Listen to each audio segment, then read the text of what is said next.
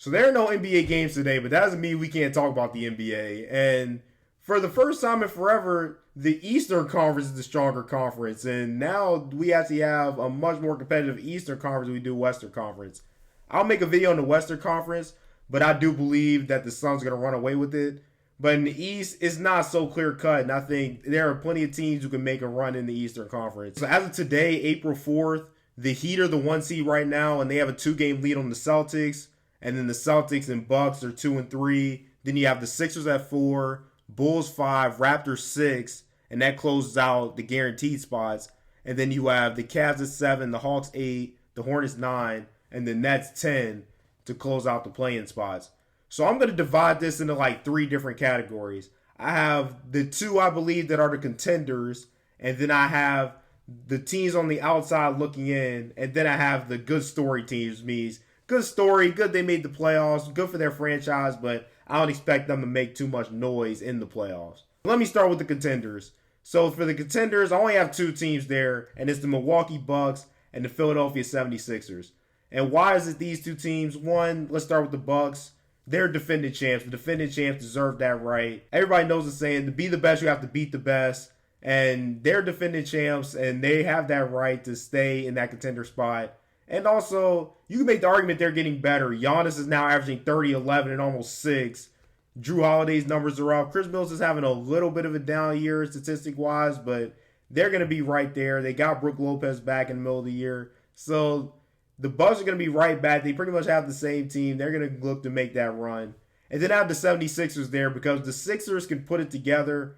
They're probably the scariest team in the East, with James Harden, Joel Embiid, 2 unstoppable offensive forces. And then they have the other guys. They have Thibault, they have Tobias Harris, and Tyrese Maxey is going to be a star in this league in his own right. So they have all the pieces around those 2 just to make it even tougher on the rest of their competition. So those 2 are my 2 contenders and the teams that I expect to be competing for the championship. So now I have my sleeper or the outside looking in category. And yes, I'm just going to go ahead and say it. I'm disrespecting the top 2 teams in the Eastern Conference right now. The Heat and Celtics are the 1 and 2 in the Eastern Conference, and I don't even have them in the contender category.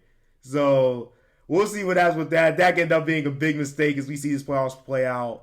But the reason why, so I'll go with the Heat. They have a solid team. They have a whole lot of depth. Tyler Hero is just amazing off the bench. And with Jimmy Butler and Bam, they have a very solid team across the board. Good defensive team.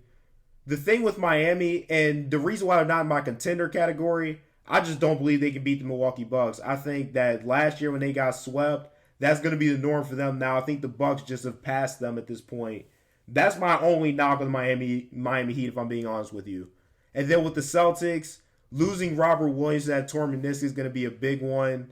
And yeah, so that's kind of why. I also they have the Jason Tatum and Jaylen Brown mix. I don't believe that they're as deep as all these other teams though to really compete.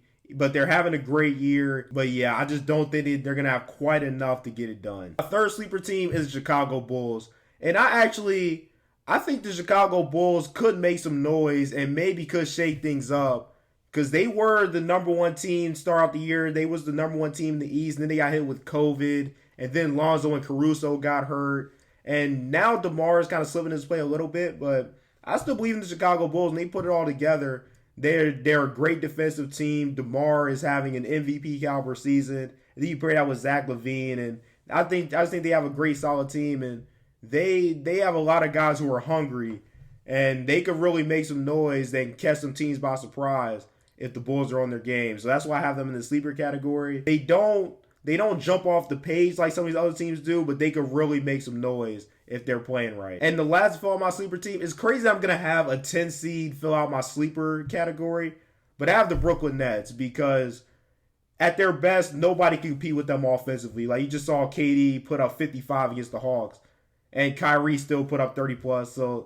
But the thing about the Brooklyn Nets is their defense, because even in that game when KD put up all those numbers, they lost that game. And it's crazy that a team that's so talented offensively can be at this point. And I get it with the Kyrie old vaccine thing and the injuries and all that.